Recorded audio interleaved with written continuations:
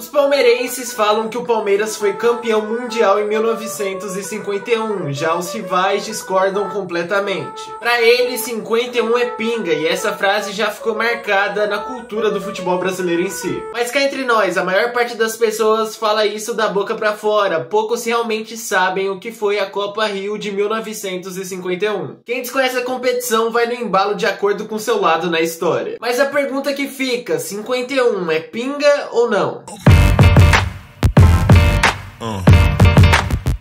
Primeiramente, é preciso entender o contexto por trás do futebol brasileiro na década de 50. Em 1950, a primeira Copa do Mundo pós-Segunda Guerra Mundial acontecia e o país sede foi o Brasil. O grande trunfo brasileiro para convencer a FIFA a trazer a Copa para cá foi o audacioso plano de construir o maior estádio do mundo. O Maracanã, um estádio que podia acolher 200 mil pessoas. Na verdade não podia, né? Mas o estádio superlotou em jogos decisivos da Copa. A seleção brasileira encantava os torcedores, com um futebol bem vistoso e um ataque muito forte. Então chegou o último jogo do Brasil na Copa e a adversária era a seleção uruguaia. Jornalistas e jogadores estavam muito confiantes, até cantando vitória antes da hora. Era só arranjar um empate que a seleção brasileira conquistaria a sua primeira Copa do Mundo. Os brasileiros até marcaram primeiro, mas levaram a virada e perderam o título. Foi um duro baque, ao ponto desse ser o maior trauma coletivo da história do futebol brasileiro, até maior do que o 7-1. Perceberam o sentimento do povo, que se inferiorizava diante estrangeiros, o jornalista Nelson Rodrigues criou a expressão vira-lata, que foi uma ótima forma de demonstrar o peso do maracanaço para nós. Como os brasileiros dos anos 50 podiam superar essa derrota? Talvez ganhando outra Copa do Mundo, mas dessa vez envolvendo clubes. E aí surge o torneio internacional de clubes campeões, a tão conhecida e polêmica Copa Rio. A iniciativa partiu da CBD, a antiga CBF, que também cuidava de outros esportes. A entidade pediu a permissão e uma bênção para a FIFA para ela poder realizar essa competição que tinha como objetivo retomar a autoestima dos brasileiros. Era hora de recuperar dignidade e honra nacional após a tragédia de 50. Para que esse torneio tivesse credibilidade, era necessário que grandes clubes fossem participantes. Então campeões europeus e sul-americanos se reuniram para jogar a Copa Rio e eles eram a Juventus, que tinha ficado em terceira no campeonato italiano e estava substituindo o campeão Milan, que não marcou presença por focar em outra competição e precisar dar um descanso para seus jogadores. O Nice, campeão francês, o Sporting, campeão de Portugal, o Áustria Viena, que mesmo não sendo campeão austríaco tinha um certo prestígio, o Estrela Vermelha, campeão da Copa da Iugoslávia,